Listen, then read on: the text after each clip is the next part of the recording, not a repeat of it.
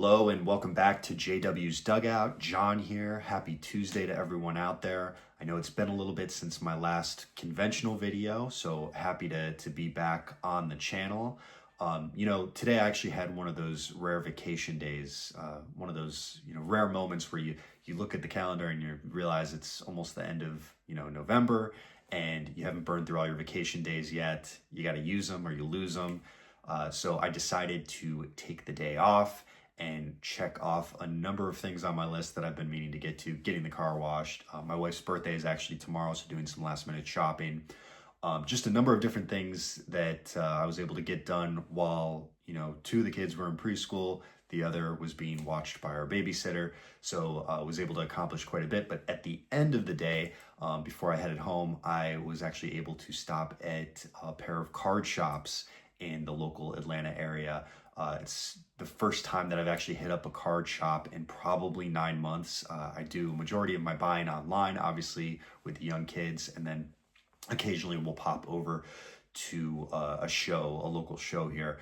But hit two really great shops in Marietta, which is just around the corner from the Braves Stadium, Truist Park. One is Champion Sports Cards. The other one is a shop called Dugout. A very interesting name. Champion Sports Cards is more of your conventional sports card shop. It's very clean and very well organized, but it feels like you're walking back into the 90s. They've got boxes along the wall, hobby boxes along the wall. They've got tons and tons of rows of boxes of player collections, team collections, very well organized, very easy to sift through. Ducks Dugout is more on the memorabilia side of things. They have a tremendous selection of autographed baseballs, autographed cards, just different paraphernalia from the various sports. It's a huge warehouse shop. A lot of the Braves go in there for private signings and public signings.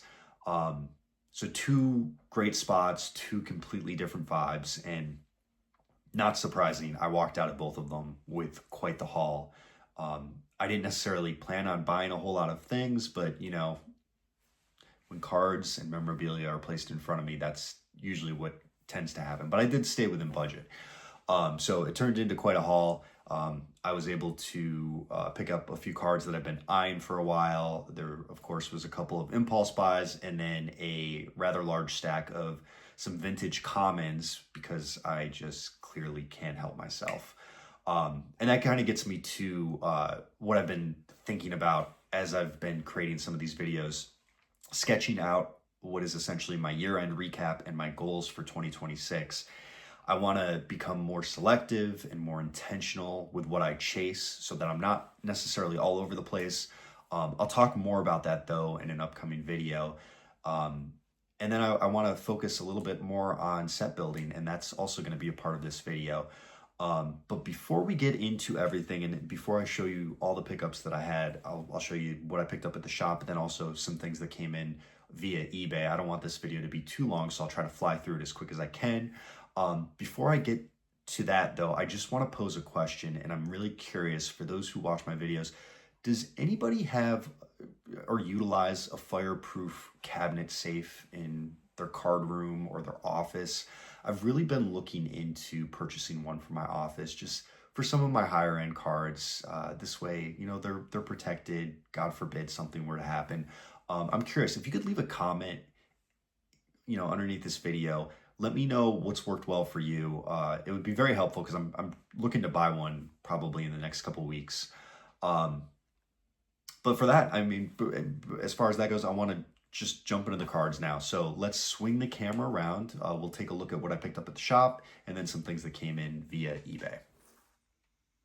All right, guys, we'll try to fly through these because it's actually quite a bit of cards that I need to show off here. We've got a fat stack from Ducks Dugout and then another stack from Champion Sports Cards. And then, again, a few things from eBay. So let's start off with what I got at Ducks Dugout, which was my first stop of the day. Again, what I was kind of looking for at both places were just some of the cards that I need for some of the sets that I'm currently working on in the 50s, which we'll get to in a second. But of course, with Ducks Dugout, they just have a huge selection of memorabilia and autographed items, and kind of went a little crazy. We'll go through them real quick. The first one that I picked up, and again, I didn't pay the price that's stickered on here. I was able to work out quite a deal. This was a very, very pleasant surprise. Kenley Jansen, when this shop opened up, did a public signing for Braves fans. Again, just given the proximity to the stadium. And this was when he was on the team, and I was able to pick up his autograph. I do not have his autograph. I mean, I do now, but I love adding what will be a future Hall of Fame closer to the stack. He, for whatever reason, has eluded me when it comes to his autograph. And very happy to pick this one up. I know it's not on a card, but it's Beckett witnessed. I know for sure that they had the signing at their shop, so I know that it is real. It's a little bit of a sloppy signature, but I'm okay with it. I've been, like I said, in the market for quite some time to pick up Kenley's autograph, so very happy to do so. I think he's on the fast track to the Hall of Fame, along with a couple other active closers that we'll get to, of course, in a future video. The other one that I picked up was the Braves' newest manager, Walt Weiss, who also did a public signing rather recently. I believe it was actually the early part of this past season at Ducks Dugout. So again, this is Beckett witnessed. I know the autograph is good. This was Walt Weiss probably sometime in the late 90s with the Braves. Really, really happy to pick this one up and add it to the collection, especially now that he is the new manager. The other one that I'm super, super happy about, I've been wanting to get this in a photo of this individual catching the last out of the 1995 World Series. It has eluded me, but I was happy to get this as a backup. I already have him on an authentic certified card from Topps, but this is a signed index card, Beckett certified of Marquise Grissom. The great thing here is the inscription that says "Final Out, 95 World Series Champions." I absolutely love this. I feel like I got it for a steal. I paid just about $30 for it. I would pay $30 for this every single day. Most people could care less about Marquise Grissom. Not me. He brought the title to Atlanta, and I love him for it. So we'll put that right up here. All right, a few other things that I picked up at Ducks Dugout. I added the 1958 Topps Slaughter in a PSA 4. Was able to pick this up for a good price. I think this is very well centered. There's obviously some coloring issues on here, I would say. You've got some white speckles, but the card looks great overall. And again, not a super expensive card. I think I got this for about $25 if you take into account what I was able to package everything up for as far as the end total. So really happy about that one. And then to go along with it, this is kind of my grand reveal of two sets that I am kind of knee deep in now. And you'll see in some of my future pickup videos what I mean by that. But I went through and picked up a whole bunch of 1957 and 1958 Topps commons, semi-stars, stars to start filling up the binder because I am going hardcore into both of those sets. So we'll just run through these really, really quick. Carl Furillo, Vic Power, that's a great card right there. Ken Boyer, I've had this card actually multiple times, but happy to get this one back. It's definitely off-center, but they're going into the binder. Tito Francona, if I can talk, Clem Labine, Casey Wise for the Braves, Bob Buell, Don McMahon, Johnny Padres, that's a great card there. We'll just fly through these real quick. Chuck Tanner, Andy Pafko, then you've got the 58 All-Stars, Luis Aparicio, and then this beautiful looking Bobby Thompson as well. So not necessarily any high dollar cards, but happy to add those. And then also picked up, like I said, some 57 Topps at this stop. So Clem Labine, Vic Power once again, Another beautiful Bobby Thompson. And then Jim Gilliam.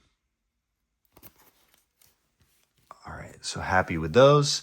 All right, so then my second stop was Champion Sports Cards. Again, this is in Marietta, and I would say kind of the same deal. I spent a lot of time. They have a great selection of vintage there. I spent a lot of time in their common boxes for 57 and 58. We'll start with 57. Disregard the price tags on here because I packaged everything up.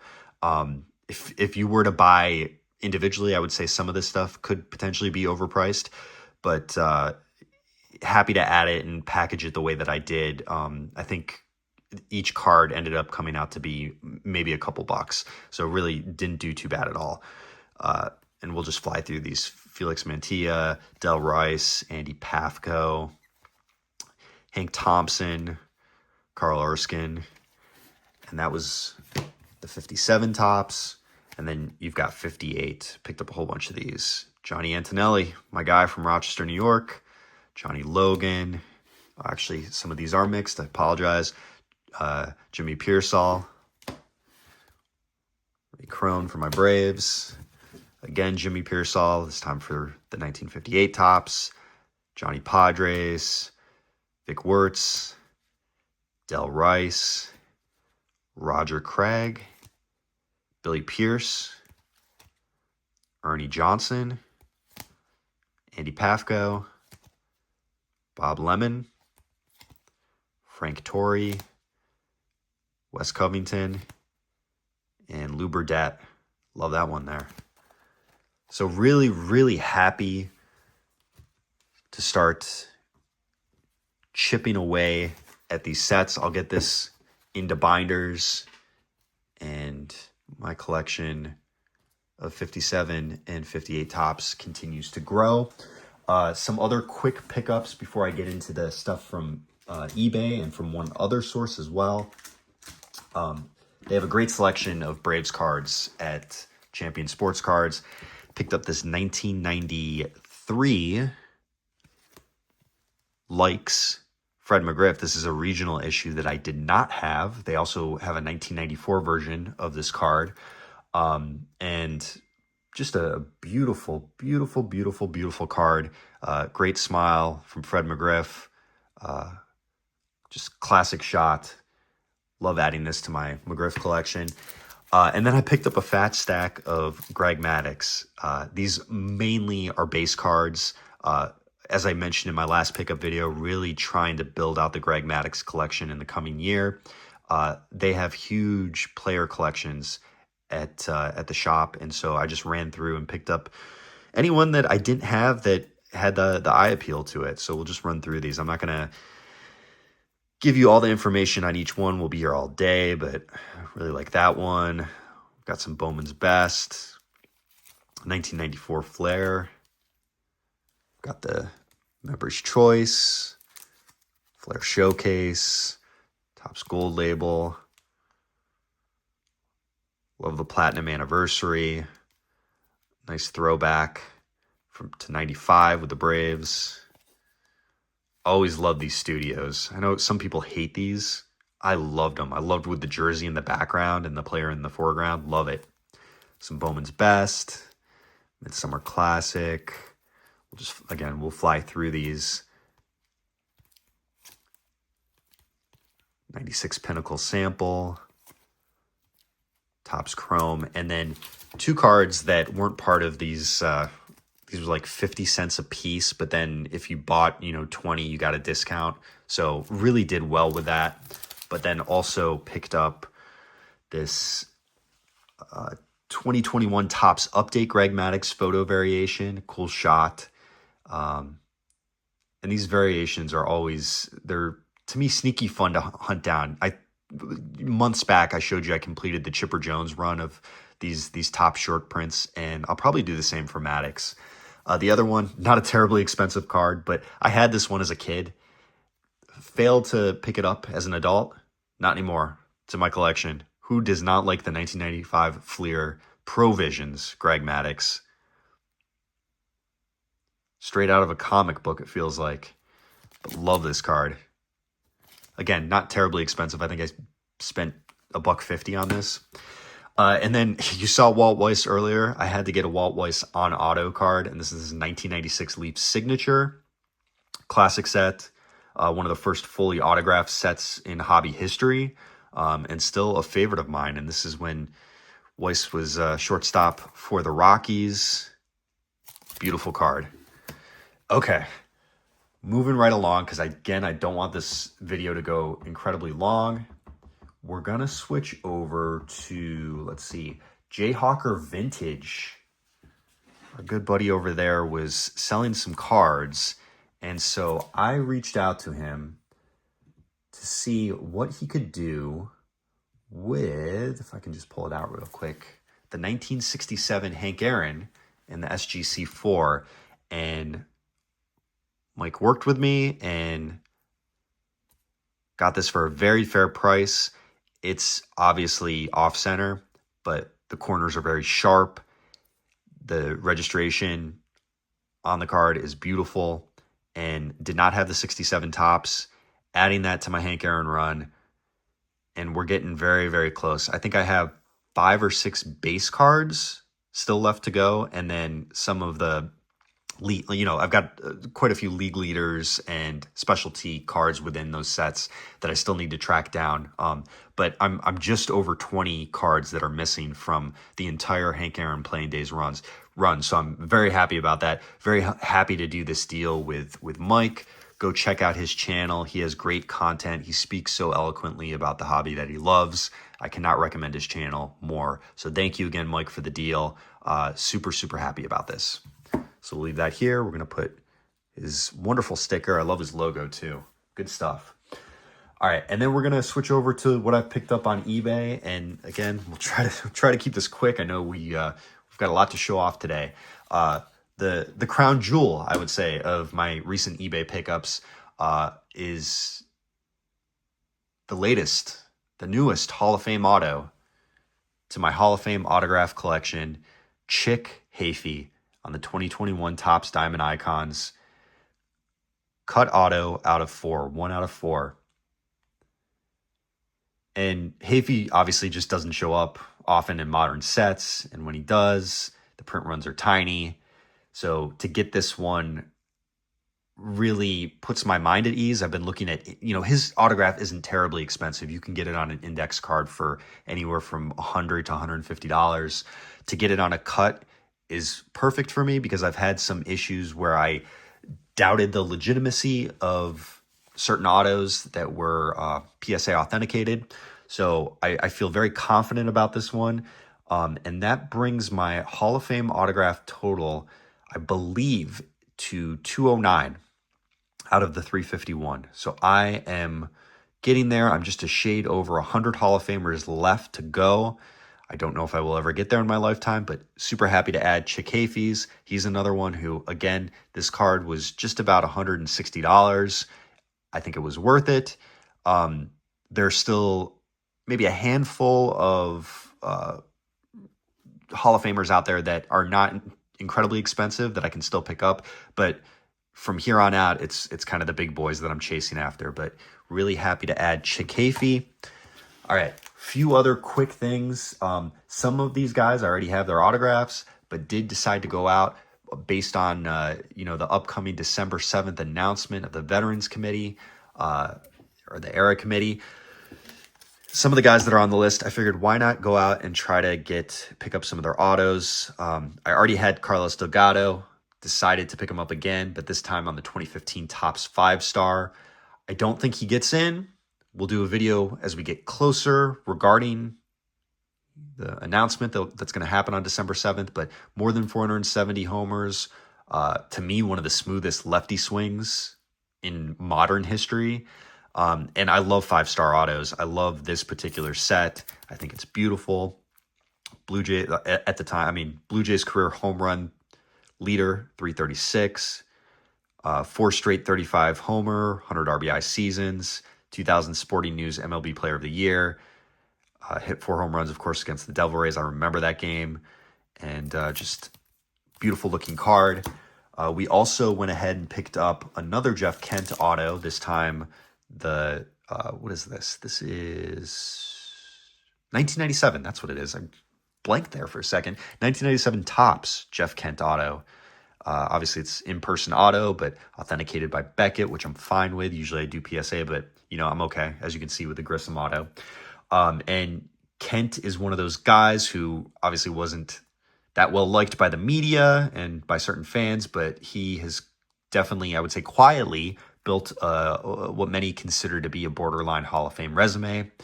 And really happy to pick this one up as well. All right. Last but certainly not least, a guy who I'm gonna guess he gets in. He's gonna get in on December 7th, and that is Don Mattingly.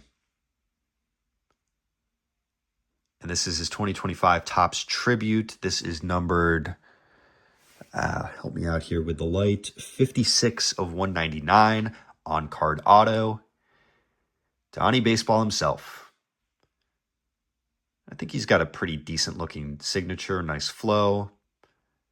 And of course, as we all know, even though his career was shortened by injuries, still a hobby favorite, still a New York Yankee legend, and a guy who, for, even if it was a short burst, was widely considered the best player in baseball. And I think the stars are kind of aligning for him to get into the Hall. We'll read this real quick before we finish off the video.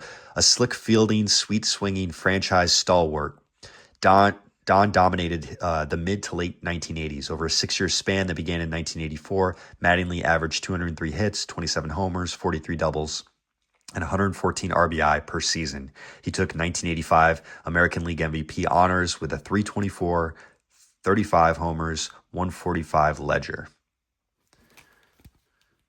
So definitely happy to add this as we inch closer, just a couple weeks out from that announcement, and we'll see what happens. And like I said, I think I'll probably set up a video, a couple days before the announcement to go over my thoughts. I know if you haven't watched one of my previous videos about some of the controversial stars who are on the short list there, definitely go back and listen to that. It talks a little bit about the steroid conversation. I know that's a little bit played out, but just so you can kind of understand my thoughts and where I'm at currently, what my heart is going to from an election standpoint as we inch closer here.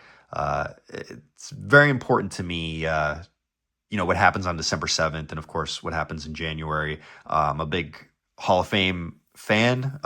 It's obviously a very important aspect of my collection. So want to share my thoughts and definitely go back and give that one a listen. But for now, I thank you guys so much for stopping by the Dugout. I hope you enjoyed this. I had a lot of fun today, even if it was just for an hour or so to stop by a couple shops. It's something I don't get a whole lot of opportunity to do given the stage of life. But really, really enjoyed it.